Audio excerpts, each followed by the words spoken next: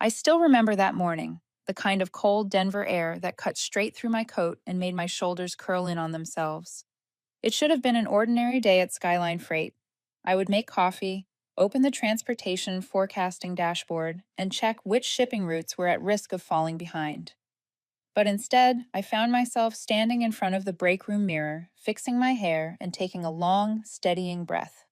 6 years of work, 19 successful optimization projects, thousands of overtime hours, and more sleepless nights than I could count, all spent rescuing shipments from being returned.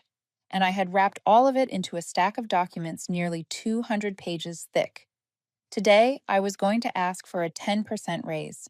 A small number on paper, but for me, it felt like pushing against the weight of my entire upbringing. I was never the kind of person who demanded anything. I always believed my work should speak for itself. But after 2 years without a single salary adjustment, while my workload doubled, I knew it was time to speak up. I arrived earlier than usual, mostly so I could rehearse a few lines before my meeting with Grant Maddox, our new chief executive officer. When the investment group Ascent bought Skyline Freight, they replaced the entire leadership team and brought in Grant like some kind of restructuring hero. I never liked the man. The way he walked, talked, issued orders, it all made me feel like we were nothing but bolts in a giant machine he could replace whenever he pleased. I grabbed my file, walked down the stairs, and headed toward the 12th floor conference room. My reflection in the glass door looked like someone trying very hard not to show she was scared. When Grant's assistant signaled I could enter, I could actually hear my own heartbeat. Grant was standing by the window when I walked in, staring down at the city like he owned every inch of it. Morning light fell across his gray suit, and for a split second, he reminded me of a lone wolf surveying its territory. He turned around, did not smile, and just gave me a short nod. I understood that was all the politeness he intended to offer. I started my presentation, keeping my voice steady. I talked about the improvements I had proposed, the system failures I fixed before they became disasters, and the nights I stayed until 3 in the morning to save our biggest clients' shipments. I laid the file on the table, opened the charts showing cost reductions and productivity gains. Every number was clear. Grant flipped through a few pages. I could tell he was only doing it out of bare minimum courtesy, and when I finished with the line I had practiced all week, which I hoped to be considered for a 10% raise, he laughed. Not a polite laugh, a sharp, mocking laugh that echoed off the glass walls. 10%, he repeated, leaning back and folding his arms like I had just told him a joke. You have been here 6 years, and you think you deserve 10%. I forced myself to stay calm. I explained that my current pay was below market average, and my workload had significantly increased over the past 2 years. Grant waved a dismissive hand. Elise, you are back office. All that forecasting, algorithms, optimization software, that is support work. The real value comes from my sales team. They bring in customers, they bring in the money. You just keep them from messing up. My face burned, but I kept my tone level. Every customer retention strategy we have implemented is built on the forecasting system I created. Grant leaned forward, his eyes cold. Elise, everyone thinks they are important. But the truth is, no one here is irreplaceable. If you think you are worth more, go see what other companies are willing to pay you. Do not let me stop you. The words cut like a blade. I stood still, my heartbeat slowing like something inside me had shut down. All those years I had given Skyline, all that effort I thought would eventually be recognized, had all been an illusion. Grant leaned back, almost amused. If there is nothing else, I have an important meeting. I gathered my file, my hands trembling just slightly, and right before I stepped out, he added, so casually it felt crueler than shouting, "Oh, and Elise, if you are thinking of quitting to make a point, do not bother. People like you are always afraid of change." I did not answer.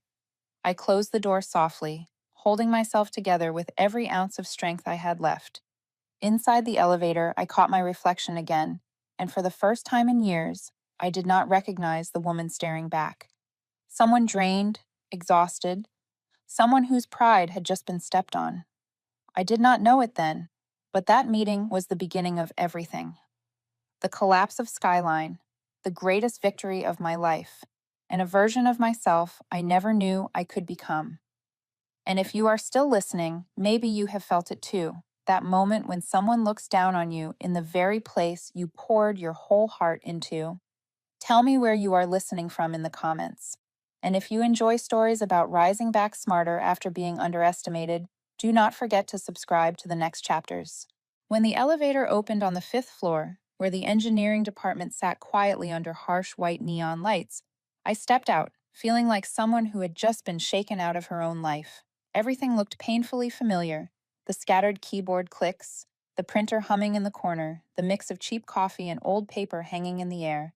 And yet inside me, it felt as if someone had picked me up from my old world and thrown me into another version of myself. I sat down at my desk, feeling every heavy beat in my chest. I opened my laptop, but the screen in front of me was nothing but strings of meaningless numbers. I could not focus. The image of Grant laughing like I was some bargain bin joke kept slamming into my head, each echo cracking like broken glass. I had worked at Skyline Freight for 6 years. 6 years is a long time. Long enough to build a career, long enough to lose your youth, long enough to believe your effort counted for something. I remembered the nights when the system crashed, and I stayed until 3 in the morning to fix it while everyone else had gone home. I remembered the day my mother was hospitalized, and I ran between the office and the emergency room just to keep a major client from pulling out. I remembered rewriting every line of faulty logic in the old forecasting system to prevent hundreds of thousands of dollars in losses. And yet, one sentence from Grant erased all of it. Back office, replaceable. I took a long breath, opened my desk drawer, and pulled out a small black notebook. This was where I kept every idea I had never dared to share, things I developed not for Skyline, but for myself. Page after page of tight handwriting, system sketches, and new forecasting models, all written in black ink during nights when my apartment was silent except for the sound of my typing. One page was marked by a paperclip. Elin Ops.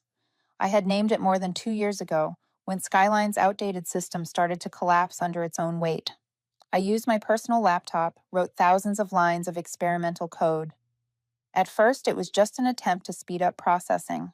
But then it exploded into something entirely different: a deep learning-based distribution, forecasting, and optimization platform capable of cutting operating costs by 30 to 50% if fully deployed.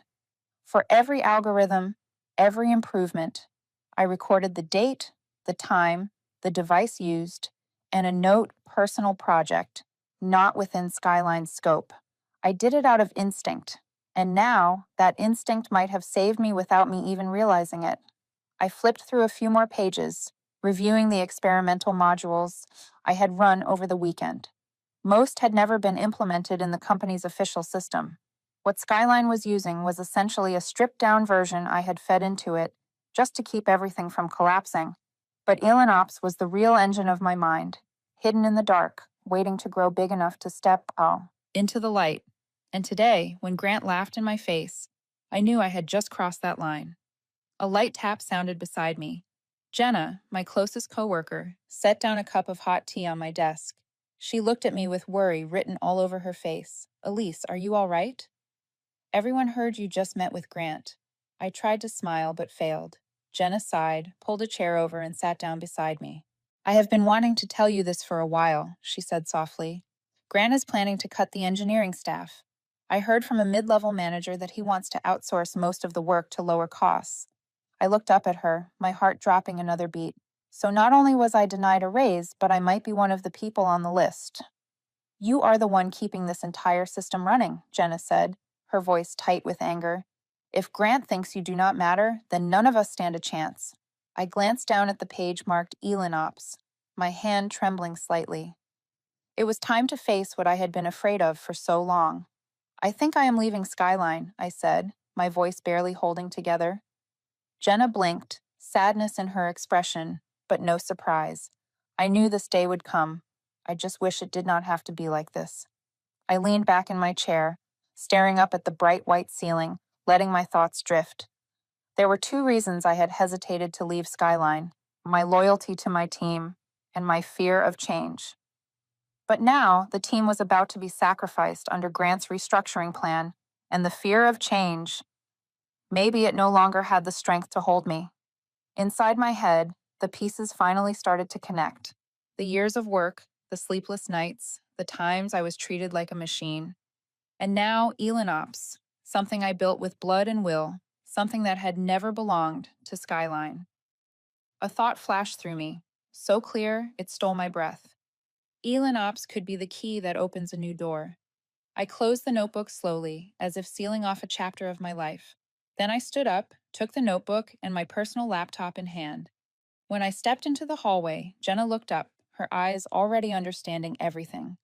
"Where are you going?" she asked. I tightened my grip on the notebook, to find out what I am truly worth. It was the first time in years I felt like I was walking for myself, not for Skyline. And it was the moment I knew everything was about to change forever. That night, when I returned to my small apartment on Capitol Hill, I sat down at the dining table that had gone cold hours ago and picked up my phone. In my contacts, there was a name I had saved for more than 1 year, but had never had the courage to call. Horizon X Logistics, the strongest rival Skyline had known, famous for its speed of innovation and a culture that valued engineers more than internal politics. I stared at the number for almost a full minute. Then I pressed call. The receptionist answered with crisp professionalism before quickly transferring me to Liam Harwood, the Chief Technology Officer of Horizon X. Only a few seconds later, a young, steady baritone filled the line. "Elise Carter," he said immediately, as if he had been expecting me. I stiffened. "Yes, this is me." "I have heard more about you than you think," Liam said, with a smile I could hear through the phone. Horizon X has always been curious about the person behind Skyline's sudden, unusual improvements. I fell silent. Not a single internal Skyline document had ever put my name on any accomplishment. Yet, Horizon X knew. Liam continued, "If you have time, I would like to meet you tonight. A private conversation, nothing official." Something in me pushed me to say yes. Maybe it was the hollowness left after the meeting with Grant. Maybe it was the feeling of being seen for the first time. I nodded, even though he could not see it, and we agreed to meet at a small bar on Larimer Street, a place where the lights were low and people minded their own business. When I walked in, Liam was already there, sitting in the darkest corner, his laptop closed. He looked younger than I expected, early 40s, brown hair slightly curled, a mix of calm and sharp energy in the way he carried himself. "Elise Carter." He stood and shook my hand. "Finally we meet." I sat down, loosening my scarf, my heartbeat still running too fast. "You said you know about me." Liam let out a quiet laugh. "You think Skyline suddenly increased operational performance in the past 3 years because of the new chief executive officer. I have friends in analytics. They all said the real driver was an unnamed engineer. I assumed that was you." I did not respond. He was not wrong. After a moment, I opened my notebook and slid it toward him. "This is Elanops." Liam shifted instantly into a serious posture. He straightened, opened the notebook, and read through every line. With each page, his brows drew together, not from doubt, but from astonishment. "You built this entire multi-layer forecasting system alone?" he asked. I nodded. "Using personal resources, personal equipment, nothing tied to Skyline." I nodded again, a mix of excitement and nerves tightening in my chest. Liam exhaled long. "Elise, this goes far beyond anything Skyline is using. If implemented correctly, Elanops could reshape the entire logistics market." My hands tightened together. "I know. And I also know Skyline will never give me the chance to launch it." Liam leaned on the table. "So, what do you want?" I opened my laptop and ran the Elanops simulation. Graphs, models, and forecasting curves moved smoothly across the screen. The bar outside was loud, but our corner felt unbelievably still. Liam watched every second, his eyes sharpening as the minutes passed. When the simulation ended, he closed the laptop gently. "Impressive," he said. "But I need to be sure of one thing." He gave me a real scenario, a distribution model heavily distorted due to noisy input data.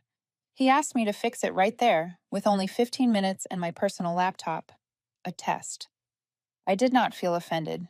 If anything, the confidence I thought had died in me that morning rose again. I leaned over the keyboard, my fingers moving fast, the way they always did when I was saving a burning project.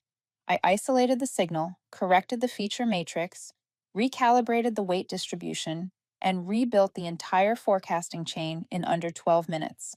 Liam stared, visibly stunned.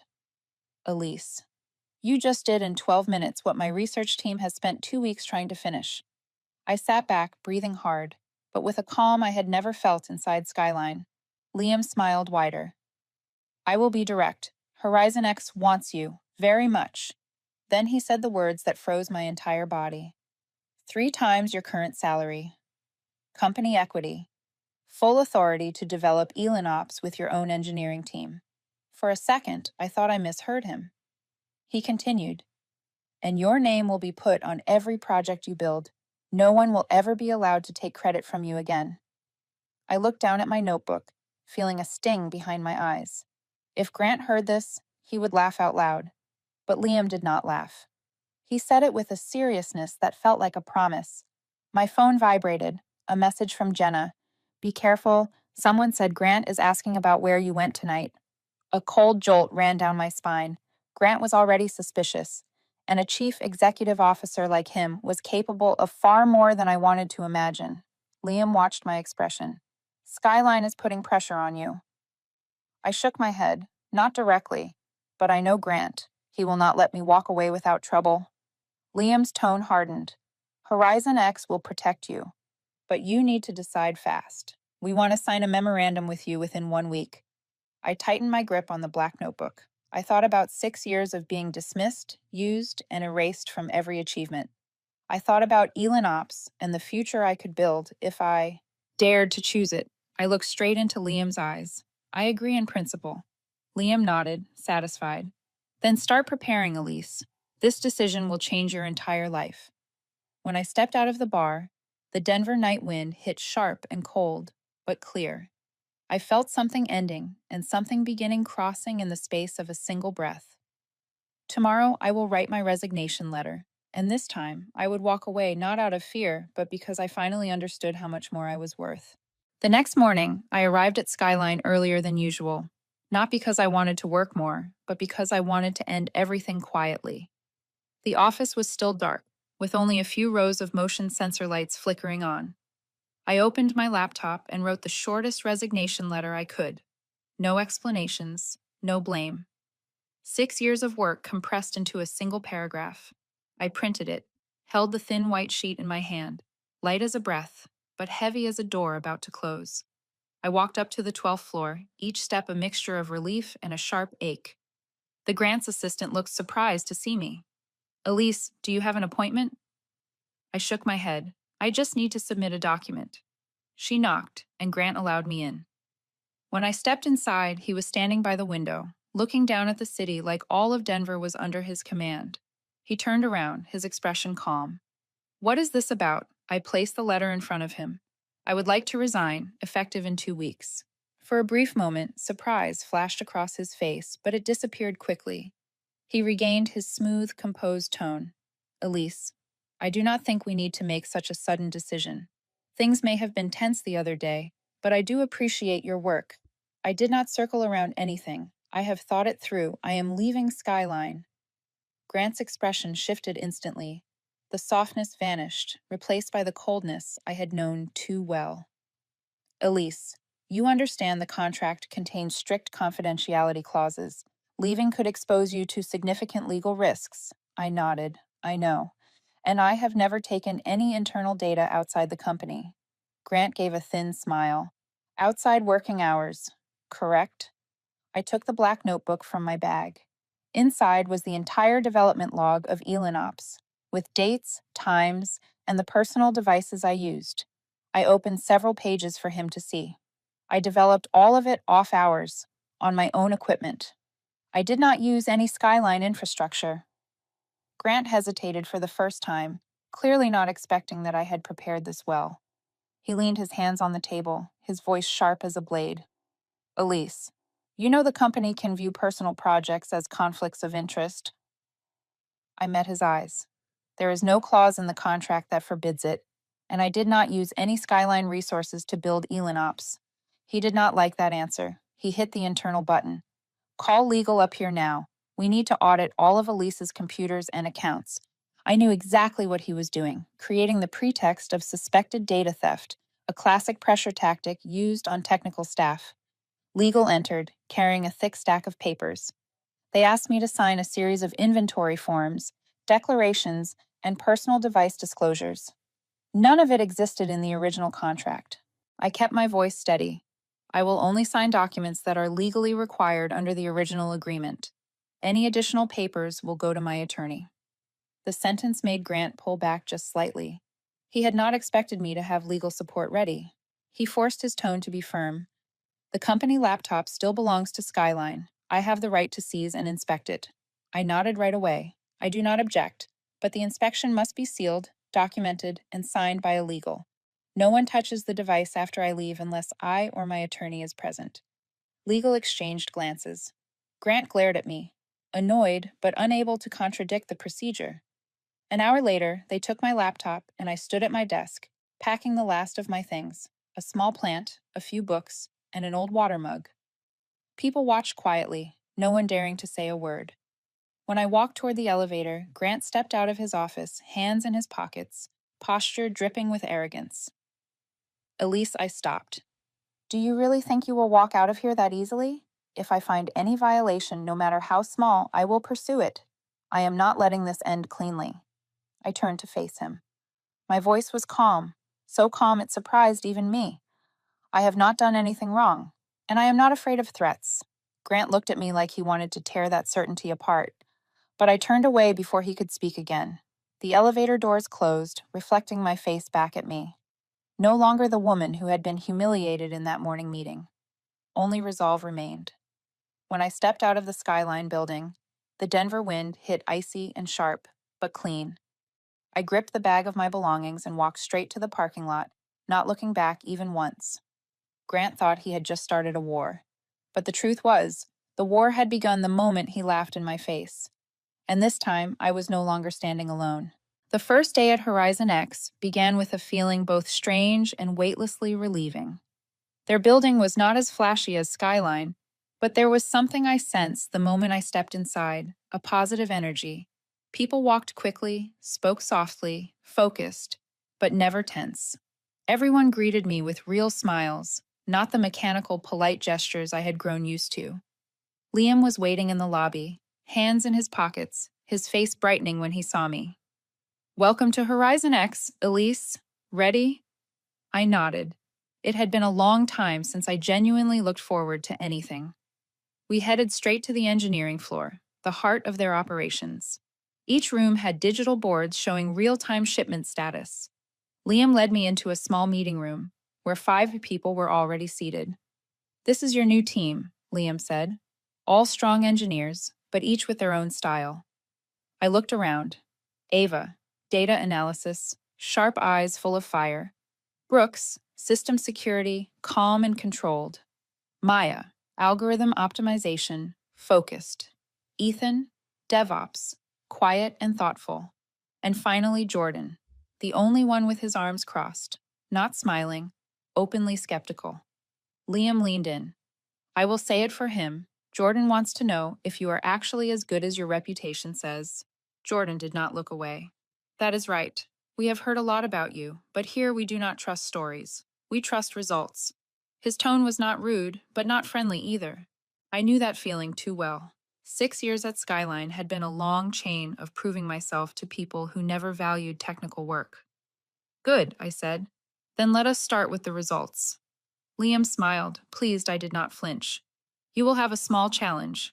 There is a persistent bug that the team has spent 2 weeks on without finding the root cause. If you can resolve it within 24 hours, I believe everyone will feel confident that we bet on the right person. Jordan crossed his arms tighter, almost as a dare. I asked for the system logs immediately. They handed me a laptop with the data open. The issue was in the route optimization module, exactly the area I knew best. But the broken code did not look like a logic flaw. It looked like corrupted input, a mismatch in the data sync between 2 servers. I sat down and focused completely. They watched me, but I felt no pressure. This was my world. Algorithms, data chains, predictive models. After an hour and a half, I found the cause. An old automated script that had not been updated was pulling data from a former partner using a new format, causing cascading failures. I fixed the script, added a filter, and reran the simulation. When the system returned stable results, I finally looked up. It is done. Jordan stood, walked over, and examined the screen. A minute passed. He turned back to me, and his eyes were no longer cold. Good, he said. I admit that. He held out his hand. Welcome to the team. I shook his hand, feeling a door open inside me. At that same moment, at Skyline, everything was going in the opposite direction. Jenna texted me while I was eating lunch at Horizon X. Elise, the system is breaking nonstop. No one knows why. Grant is blaming engineering. Emergency meeting. I typed back. Do you guys have enough people to handle it? She replied. No. Grant cut 7 more people this morning. I frowned. This was what I had feared for years. Skyline depended on a system they never understood, and without the person who had quietly patched its hidden flaws, it was collapsing. Without Elise, they could not handle the issues she had spent years fixing alone. I closed my phone, feeling a small ache, but no regret. Someone once said, never save a place that refuses to save itself. Grant believed Skyline was untouchable, and now he was choking on the consequences. In the afternoon, Liam brought me into the main conference room. Elise, it is time to begin the Elin Ops trial. I connected my personal laptop and opened the simulation. The projections displayed on the wall were far more accurate than anything Horizon X currently used. The team leaned in instantly. The graphs, the real-time models, everything showed performance miles ahead. Jordan scanned the parameters. Does this run on behavioral forecasting or route-based forecasting? Both, I answered, plus an adaptive layer that changes with hourly fluctuations. The room went silent for a few seconds, the kind of silence when people realize they are looking at something truly groundbreaking. Liam nodded. We deploy the trial version within 4 days. I tightened my hands. Elin Ops is finally stepping into the real world, no longer trapped in my black notebook or my personal laptop. 1 week passed like a storm. We ran trials on 3 independent transport routes. Elin Ops not only worked, it exceeded every expectation. Delivery time dropped nearly 40%, fuel costs decreased dramatically, and error rates fell to almost zero. While I was compiling the data, Liam walked in with a wide, excited smile. Elise, the report is in. I opened the file. The green numbers covered more than 80% of the screen. My heart beat faster as I read line after line. Elin Ops surpassed everyone's expectations. And this is only the pilot phase. Once we scale it, Horizon X will redefine the entire logistics landscape. I leaned back in my chair, feeling like I had finally stepped out of a 6-year shadow. I looked out the glass wall. No mocking laughter, no crushing meetings, no one calling me back.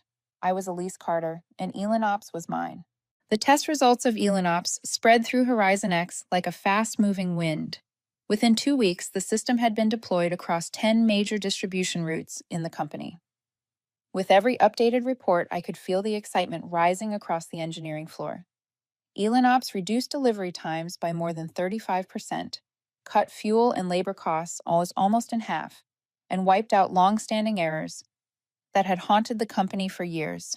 The forecasting accuracy reached numbers Horizon X had only seen in simulated reports. Liam could barely contain his pride. Elise, I think we are standing at the moment that changes this entire industry. I did not respond immediately. A part of me still was not used to being recognized. But looking at the dashboard glowing with bright green indicators, I knew that this time my work would not be buried or claimed by someone else. While Horizon X was rising like a storm front, Skyline was slipping straight into the abyss. The first major clients left only 1 week after Elin Ops went live. Jenna told me. They lost the North Rock retail account. Grant exploded in the meeting room. 2 days later, Ridgeway Foods canceled its contract. Then came Gibraltar Supply Chain, a client that once brought in nearly 1/4 of Skyline's annual revenue. Skyline could not uphold a single commitment without the system they never understood. Grant tried to blame the engineering team, but the layoffs only made everything worse. People were forced to do triple the work, errors piled on top of errors, and customers reached their breaking point. Jenna texted me close to midnight. Elise, we cannot handle this anymore. Everything is falling apart. The old system feels like it is about to explode. I stared at my phone for a long moment. There was a time when messages like that would have sent me running back to the office to patch the system, but now all I felt was a quiet sadness. That place was no longer mine. Skylines' collapse made Grant even more desperate. He did what everyone had expected. He hired a high-security engineering team to investigate Elon Ops. Their job was to identify the system and search for any similarity, even the smallest, to Skyline's old software, hoping to sue me. Horizon X knew before I did. One afternoon, Liam stepped into my office, his expression dark. Elise, they are trying to break into our system. They cannot get in, but their goal is to dig for traces, not to sabotage.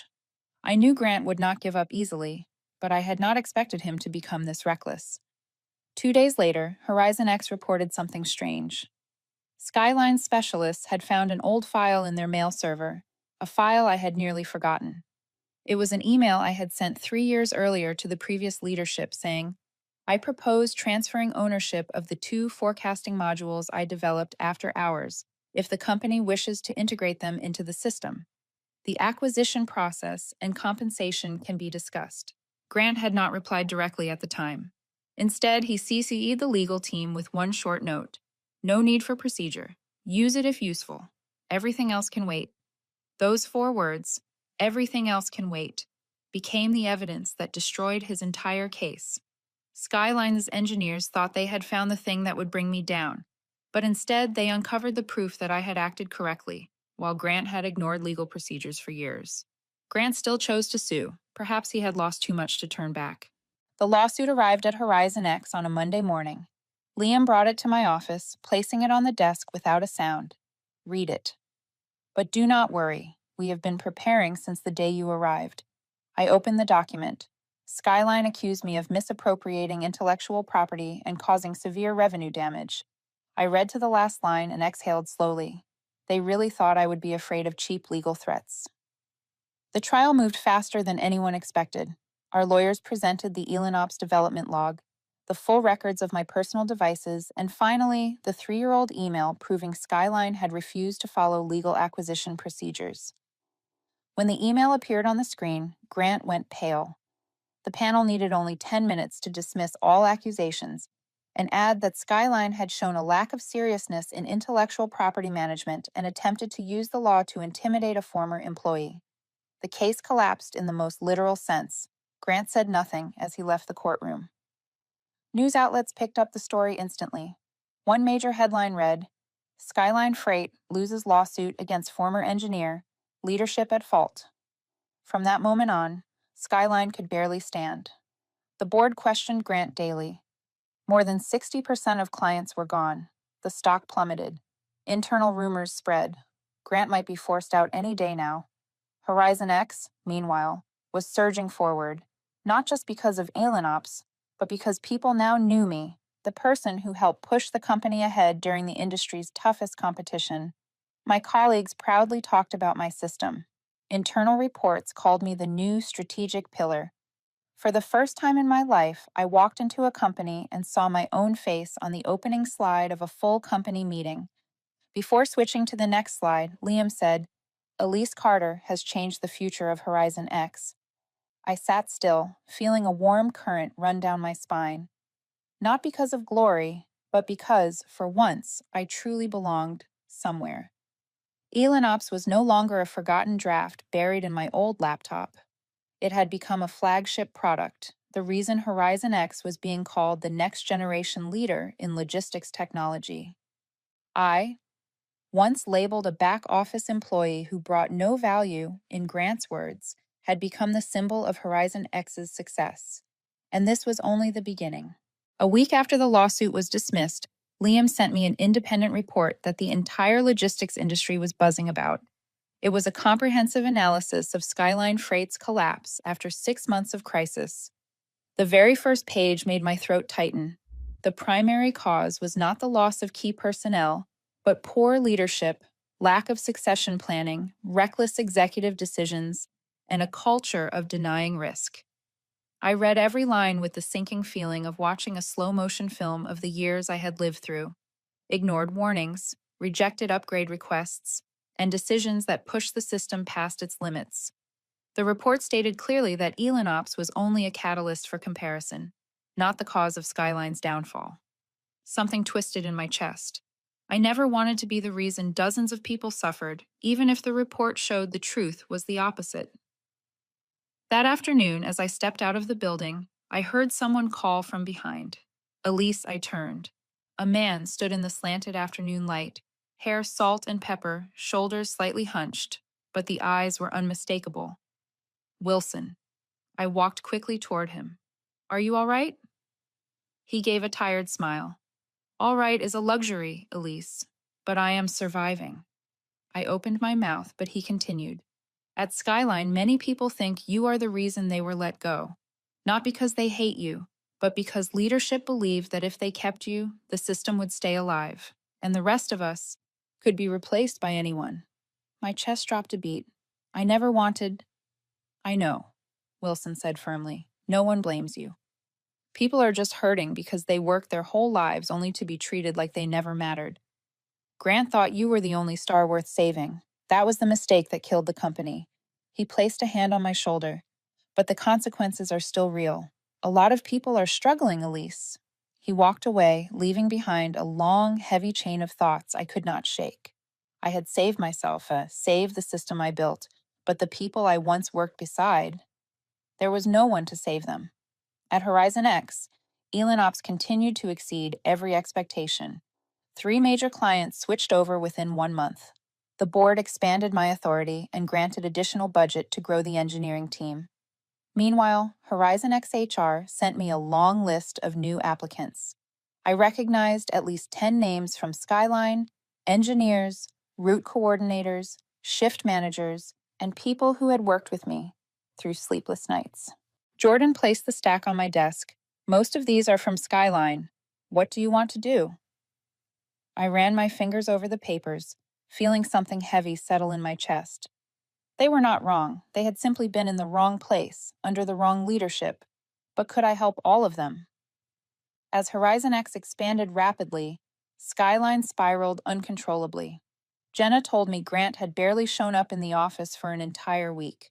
The board was holding meeting after meeting to discuss replacing him.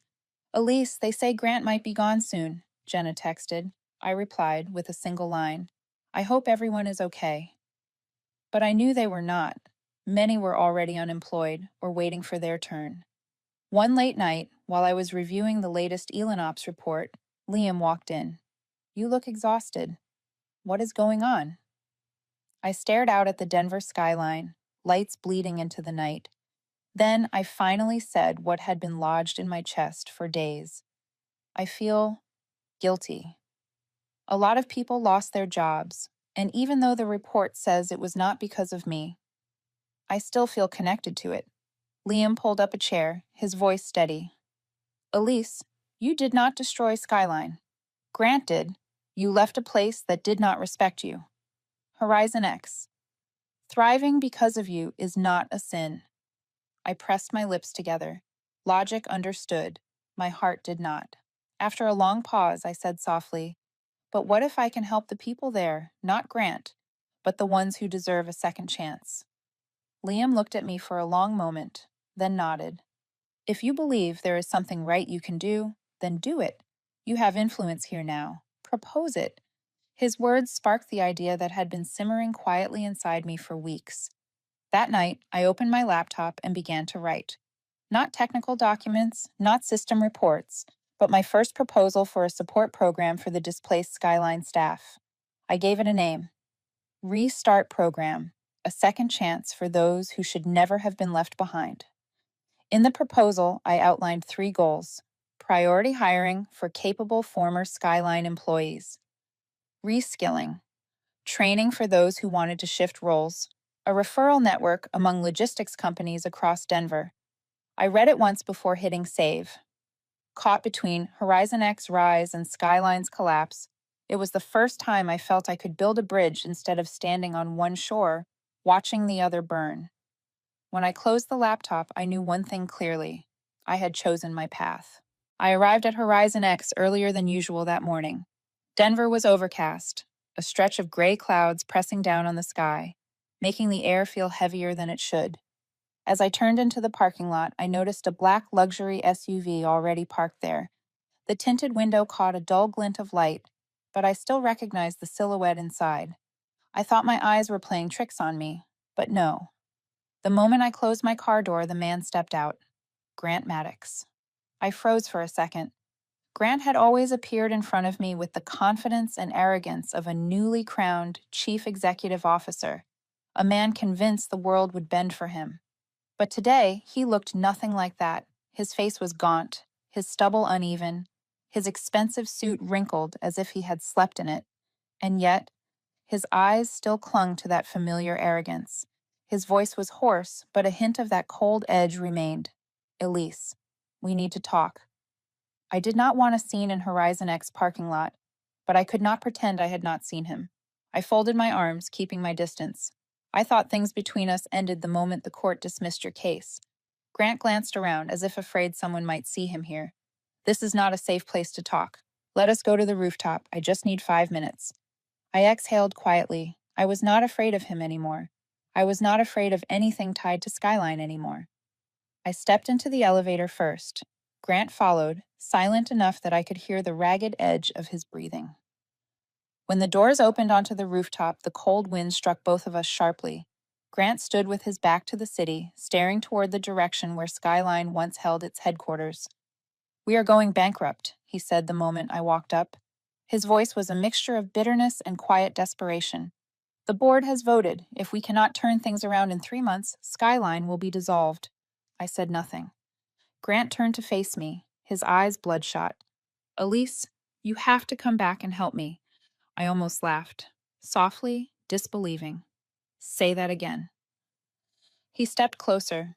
"I need you as a consultant, not an employee. I will pay you 4 times what Horizon X pays. You will have full authority over the old system. Just keep Skyline from dying completely." I looked him straight in the eyes, my voice steadier than I expected. "Grant, you do not need me. You need someone to carry the blame for you. You want a name to point to when Skyline cannot get back up. Is that it?" His face twitched, the truth hitting him harder than he wanted to admit. He turned away, jaw tight. When he spoke again, his voice was smaller, thinning under the weight of everything he had lost. I was wrong. I froze. I had never thought I would hear those words from Grant. He continued, voice trembling, as if he were swallowing a whole mountain of pride. "I should not have treated you that way. I should not have laughed at you. I should not have dismissed what you built. I was too confident that I could never be wrong." His honesty startled me, but I would not let it soften me. "Your mistake was not just treating me badly. It was leading an entire workforce into ruin, crushing morale and treating people like ammunition to burn through." Grant winced, trying to cling to whatever authority he still believed he had. "You do not understand the pressure of leadership. When you are in charge, emotions have to be sacrificed. Toughness is sometimes necessary."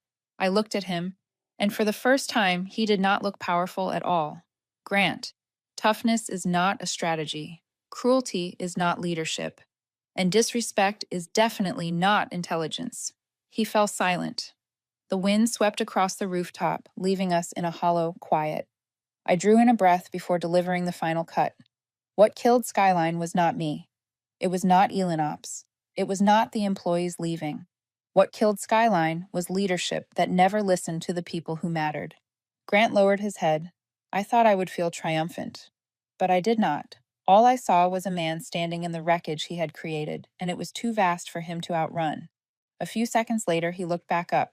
"If you will not help me, then at least help my employees. The ones left will face mass layoffs. They do not deserve this. Those people worked for the company, not for me." His voice broke. It was the first time I had ever seen Grant vulnerable. I stared at him for a long moment. Suddenly, images flooded my mind. Wilson under the afternoon sun, Jenna texting at midnight, the old team quietly drowning under decisions they never made. I could not save Skyline, but I could save them. I nodded. I will not come back. But I will expand the support program for Skyline staff, the ones who have the skill, the heart, the dedication. I will make sure they have a chance. Grant closed his eyes, relief washing over him like he had just stepped back from a cliff. Thank you, he whispered. I stepped into the elevator, and just before the doors closed, I told him one last thing. Grant, sometimes justice is not about punishment. It is about finally learning the lesson you should have learned long ago. The doors slid shut, leaving Grant standing on the rooftop, small against the gray sky. Back in my office, I pulled up the restart proposal I had written the night before. This time I added one final line. Not for the past, but for the future of those who deserve one. I sent the proposal to Liam. At that moment, standing on the edge between justice and compassion, I knew exactly which direction I needed to walk. A week after I submitted the restart proposal, Horizon X called an emergency meeting with the entire leadership team. Liam stood at the head of the table, his hand resting on the color printout of the document I had presented the day before. When he looked at me with that quiet, unmistakable respect, I knew the program was going to be approved. That afternoon, Horizon X officially announced Restart, a recruitment and retraining program created specifically for employees who had lost their jobs at Skyline. The announcement went live on the company website, on LinkedIn, and business outlets picked it up almost immediately. A wave of excitement spread through the office. The first application emails arrived within minutes. 2 days later, we had nearly 200 submissions. I spent the entire evening reviewing every single one. So many familiar names. People who once sat beside me during lunch breaks, who called me during night shifts to ask about system failures, who survived impossible peak seasons with me. None of them deserved to be swept away by the chaos caused by Grant's decisions. The following week blurred into a pace I had never experienced. The HR team worked nonstop, hosting group interviews, rapid evaluations, and skill checks. I joined almost every interview, not because I had to, but because I felt I owed them something. By the end of the 9th day, we had hired more than half. Some burst into tears right there at the interview table when they heard the words, "We are excited to welcome you to Horizon X." One of them was Wilson, who had managed Skyline's warehouse operations for 20 years. He shook my hand so tightly when he walked into the new office. "Elise, I do not know how to thank you. You gave us an opportunity. Skyline never did." I smiled. "It is not me. It is your resilience." But when he walked away, I knew that was not the whole truth. If I had stayed silent, if I had kept enduring, if I had accepted being undervalued, none of them would be here today. A month later, Horizon X held a major event to celebrate the nationwide rollout of Elin Ops. I stood on a small stage, facing a room full of people who, just a year ago, had been my former colleagues. The light shone bright on me. Below the stage, Liam looked up, proud. The host read my name with my new title, Innovator of the Year. As I stepped forward to accept the award, the applause rose like a wave. The glass plaque reflected a version of myself I never imagined I could become. Someone who walked away, who defended her worth, who built something greater than herself. After the ceremony, as I was speaking with the new team, a young woman approached me. She looked about 22, her badge reading Tessa, a new member of the development team. "Elise, can I ask you something?" I nodded. "How did you know when it was time to stand up for yourself?" "I am afraid of looking demanding or ungrateful." I looked at her and saw myself from years ago, a woman who believed silence was loyalty and endurance was virtue. I spoke slowly. "You know it is time to stand up when you realize you are being valued less than your worth, when you constantly have to prove what should already be obvious, when fear replaces trust every time you show up to work, and especially when you feel yourself fading into a job you built with your own hands." She lowered her head, absorbing every word. I placed a hand on her shoulder. "And remember this, Tessa, someone with real value never needs permission to be respected." She thanked me and walked away, leaving me with a strange ache, a mixture of pride and grief for the version of myself who once stayed silent for too long. A few days later, I returned to my office to find a cream-colored envelope on my desk with no name on it. I opened it. Inside was a handwritten letter, something almost no one used anymore. Elise, I wish I had seen your worth sooner. Congratulations on everything you have achieved. Grant. I read the short message several times. No bitterness, no excuses, no dramatics, just a late admission of truth. I placed the letter in my drawer, not to keep it as a memory, but to put away a chapter that had ended. I did not need to forgive or forget. I only needed to let go. That night, after everyone had left, I stepped onto the 16th floor balcony. Denver stretched out before me, glittering like an ocean of light. The night wind carried the scent of melting snow and something else, something that felt like new hope. I leaned against the railing, taking it all in. 6 years ago, I stood inside a skyline elevator, feeling so small I thought I might disappear. 6 years of work, sacrifice, and all I got was a mocking laugh. But if I could tell that version of myself one thing, I would say this.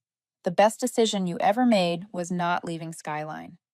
It was believing you deserved better. I closed my eyes and breathed deeply. The night sky opened wide in front of me like a limitless door. I had finally stepped out of the shadow of being underestimated, and into the light I created myself. I smiled, knowing my journey was far from over. It had only just begun.